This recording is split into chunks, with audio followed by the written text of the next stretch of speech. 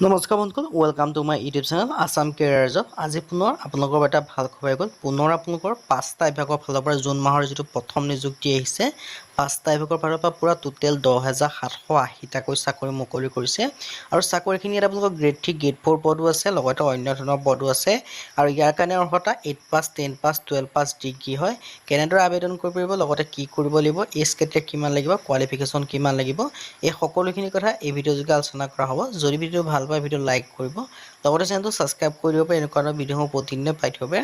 আৰু আমাৰ WhatsApp channel আৰু টেলিগ্ৰাম চেনেলৰ লিংক ভিডিঅ' ডেছক্ৰিপশ্যনত আছে, তাতো আপোনালোকে জইন হ'লে ডেইলি জবৰ আপডেটসমূহ পাই থাকিব।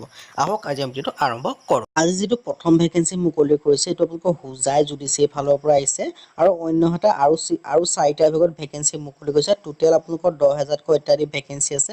আপোনালোকে ভিডিঅ'টো শেষলৈকে চাব, এইটো বিভাগ চাই স্কিপ কৰি নিদিব। আৰু 4টা বিভাগত ভেকেঞ্চি আছে, গ্ৰেড 3, গ্ৰেড 4 ভেকেঞ্চি। সেইকাৰণে সকলোখিনি বিভাগৰ ভেকেঞ্চিখিনি চাই ল'ব। ইয়াত আপোনালোকৰ পিয়নৰ ভেকেঞ্চি আছে, টোটেল আছে 6টাকৈ ভেকেঞ্চি। গ্ৰেড 3 আৰু অনলি ইয়াত আপোনালোকৰ গ্ৰেড 4 ভেকেঞ্চি হয়। আৰু ইয়াত আপোনালোকৰ ৰিজাৰ্ভেশ্যনসমূহ আছে, আনৰিজাৰ্ভৰ কাৰণে 5টা, আৰু আপোনালোকৰ SC কাৰণে এটাকৈ ৰিজাৰ্ভেশ্যন আছে। দৰমহা 12,000 পৰা 37,500 টকা পাব। কোৱালিফিকেশ্যন বিচাৰিছে 8 পাছ, লগতে আপোনালোকে 12 পাছ কৰিলে আবেদনসমূহ কৰিব নোৱাৰিব। যদি আপোনালোকে এইবাৰ 12 পাছ কৰিছে তেতিয়া পাৰিব, কিয়নো এমপ্লয়মেণ্ট এক্সেছত যিটো আছে কোৱালিফিকেশ্যন 12 পাছতকৈ যদি তলত আছে তেতিয়া পাৰিব। যদি 12 পাছ আছে তেতিয়া নোৱাৰিব। 8 পাছৰ পৰা আপোনালোকে আবেদনসমূহ কৰি ল'ব পাৰিব। আৰু কেণ্ডিডেট আছে 18 পৰা 40 বছৰৰ ভিতৰত সকলো কেণ্ডিডেটে আবেদনসমূহ কৰি ল'ব পাৰিব। এপ্লিকেশ্যনৰ লগত আপোনালোকে গাঁঠি দিব লাগিব 4 copy recent passport size photograph, আৰু সকলোখিনি ডকুমেণ্ট জেৰক্স কৰি নিজে চাইন কৰি দিব। আৰু এখন এমপ্লয়মেণ্ট এক্সচেঞ্জ দিব লাগিব। আৰু এখন গোটেইখিনি ডকুমেণ্টছ দি আছাম গেজেটৰ যিখন পাৰ্ট 9 ফৰ্ম হয়, সেইখন ভালদৰে ফিল আপ কৰিব। ফিল আপ কৰি এটা এনভেলপ ল'ব, আৰু ফৰ্মখনৰ লগত গাঁঠি পেলাই এনভেলপটোৰ ওপৰত এই এড্ৰেছটো লিখি পঠাই দিলেই হ'ল। The chief judicial magistrate, Hojai Sankardev Nagar, Hojai district, pin 78244। তো এড্ৰেছটো লিখি পঠাই দিলে আপোনালোকৰ আবেদনসমূহ হৈ যাব। আৰু আবেদনসমূহ আপোনালোকৰ 21/6/2024 দেখি 2 নম্বৰ বিভাগটো মুকলি কৰিছে APDCL ফালৰ পৰা। ইয়াত আপোনালোকৰ 69টা এছিষ্টেণ্ট একাউণ্ট অফিচাৰ আছে। টোটেল আমি 5টা বিভাগৰ ভেকেঞ্চিৰ কথা ডিছকাছ কৰা হ'ব, সেইকাৰণে ভিডিঅ'টো শেষলৈকে চাই থাকিব। এইটো আপোনালোকৰ 2 নম্বৰ বিভাগ হয়। আৰু ইয়াৰ কাৰণে লাষ্ট ডেট দি আছে 14/7/2024, মানে আপোনালোকে জুলাই মাহৰ 14 তাৰিখলৈকে ভেকেঞ্চি কেইটাৰ কাৰণে আবেদনসমূহ কৰি ল'ব পাৰিব। আপোনালোকৰ যথেষ্ট সময় আছে। আৰু ভেকেঞ্চিখিনি আছিলে এছিষ্টেণ্ট একাউণ্ট অফিচাৰৰ ভেকেঞ্চি।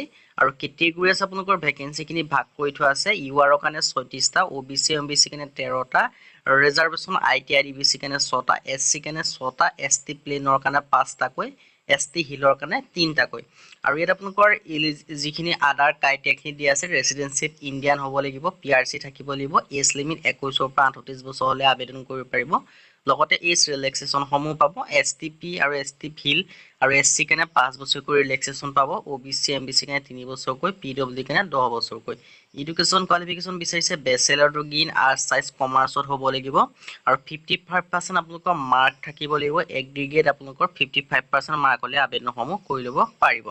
আৰু আপোনালোকৰ এই যিখিনি ভেকেঞ্চি হয়, ভেকেঞ্চিখিনি আবেদন ষ্টাৰ্ট হ'ব আপোনালোকৰ কেতিয়াবা ষ্টাৰ্ট হ'ব সেই কথা জনাই দিম। তাৰ আগতে মই আপোনালোকক কৈছোঁ এপ্লিকেশ্যন ফিজো পে'মেণ্ট কৰিবলৈ ভেকেঞ্চি কেইটাৰ কাৰণে। জেনেৰেলৰ কাৰণে 297 টকা 20 পইচা, SC SC OBC MBC কাৰণে 97 টকা 20 পইচা, BPLৰ কাৰণে 47 টকা 20 পইচা, PWD কাৰণে 47 টকা 20 পইচা। আৰু আবেদন কৰিবলৈ আপোনালোকৰ যিটো APDCLৰ অফিচিয়েল ৱেবছাইট আছে, তাত গৈ আবেদনসমূহ কৰি ল'ব পাৰিব। আৰু আবেদনৰ ষ্টাৰ্ট হ'ব 15 জুন তাৰিখৰ পৰা, লাষ্ট ডেট দিয়া আছে 14 জুলাই তাৰিখৰ পৰা। আৰু মই আপোনালোকৰ এডভাৰটাইজমেণ্টৰ লিংকটো ভিডিঅ' ডেছক্ৰিপশ্যনত দিয়া থাকিব, আপোনালোকে আবেদনসমূহ কৰি ল'ব পাৰিব।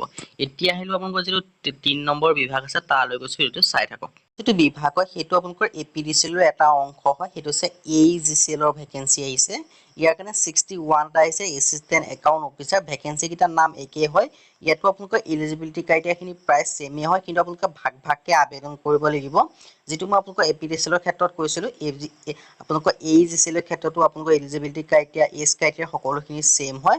দৰমহাটো ছেম হয়, 25,000 পৰা 92,000 টকা পৰ্যন্ত পাব। আৰু ইয়াত আপোনালোকৰ UR কাৰণে 31টা আছে, OBC MBC কাৰণে 14টা আছে, ৰিজাৰ্ভ ITI আদিবাসী কাৰণে 3টা আছে, SC কাৰণে 4টা, ST প্লেনৰ কাৰণে 6টা, আৰু ST হিলৰ কাৰণে 3টা। তাকে যেনিবা আপোনালোকে ভাগ ভাগকৈ আবেদন কৰিব লাগিব। Eligibility criteria, age criteria, application fees সকলোখিনি ছেম হয়। আৰু এডভাৰটাইজমেণ্টৰ লিংক ভিডিঅ' ডেছক্ৰিপশ্যনত দিয়া থাকিব, আপোনালোকে নিশ্চয় গৈ পেলাই আবেদনসমূহ কৰি ল'ব পাৰিব। এইটো আপোনালোকৰ 3 নম্বৰ বিভাগ হয়। এতিয়া আহিলে আমি যিটো 4 নম্বৰ বিভাগৰ পৰা মুকলি কৰিছে তালৈ গৈছোঁ। 4 নম্বৰ যিটো বিভাগ হয় এইটো মুকলি কৰিছে IBPS RRB ৰিক্ৰুটমেণ্টৰ ফালৰ পৰা, মানে বেংকিং ফালৰ পৰা এই ভেকেঞ্চিখিনি মুকলি কৰিছে।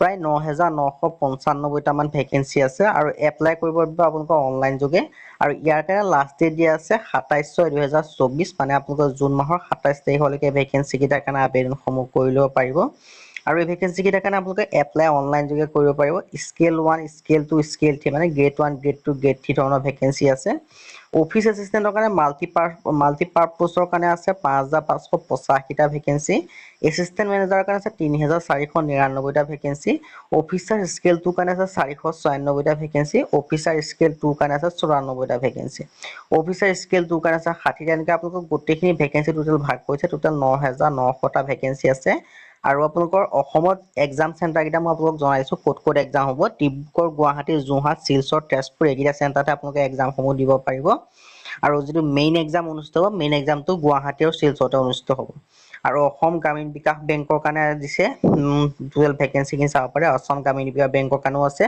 লগতে নেশ্যনেলিটি চিটিজেনশ্বিপটো দিয়া আছে ইণ্ডিয়ান হ'ব লাগিব লেংগুৱেজ প্ৰফিচিয়েঞ্চি আপোনালোকে জানিব লাগিব যিটো লোকেল লেংগুৱেজ হয় এজ লিমিটৰ ক্ষেত্ৰত ১৮ পৰা ২৮ বছৰৰ ভিতৰত সকলো কেণ্ডিডেট আবেদন কৰিব অফিচ এছিষ্টেণ্টৰ কাৰণে লগতে আপোনালোকে এজ ৰিলেক্সেশ্যনসমূহ পাব SC কাৰণে ৫ বছৰকৈ OBC ৩ বছৰ PWD ১৫ বছৰ তেওঁলোকে দেখিব পাৰিছে PWD ১০ বছৰকৈ পাব এডুকেশ্যন কোৱালিফিকেশ্যন অফিচ এছিষ্টেণ্ট মাল্টিপাৰ্পছৰ কাৰণে মাত্ৰ বেচেলৰ ডিগ্ৰী হ'লেই হ'ল BA BSc BCom যদি আপোনালোকে কোনোবা এটা কোৰ্চ কৰিছে গ্ৰেজুৱেশ্যন তেতিয়া আবেদনসমূহ কৰি ল'ব পাৰিব ইয়াত আপোনালোকৰ সম্পূৰ্ণ ডিটেইলছখিনি দিয়া আছে মই আপোনালোকক ভিডিঅ' ডেছক্ৰিপশ্যনত সম্পূৰ্ণ ডিটেইলছ এডভাৰটাইজমেণ্টৰ লিংক দিয়া থাকিব আপোনালোকে গৈ পেলাই আবেদনসমূহ কৰি ল'ব পাৰিব আৰু এপ্লিকেশ্যন ফিজটো আপোনালোকে পে'মেণ্ট কৰিব লাগিব হাউ টু এপ্লাই এই ভেকেঞ্চি কেইটাৰ কাৰণে আবেদন কৰিবলৈ যিটো IBPS অফিচিয়েল ৱেবছাইট আছে তাত গৈ আপোনালোকে আবেদনসমূহ কৰি ল'ব পাৰিব আবেদন কৰা লিংক লগতে আপোনালোকে এডভাৰটাইজমেণ্টৰ লিংক ভিডিঅ' ডেছক্ৰিপশ্যনত আছে তাত ক্লিক কৰি আপোনালোকে সকলোখিনি ডিটেইলছ চাই ল'ব পাৰিব আজি ভিডিঅ' মানে যদি ভিডিঅ' ভাল পালে লাইক কৰিব লগতে চেনেলটো ছাবস্ক্ৰাইব কৰি দিব এনেকুৱা ধৰণৰ ভিডিঅ' প্ৰতিদিনে পাই থাকিব আজিলৈকে ভিডিঅ'ত লগ পাম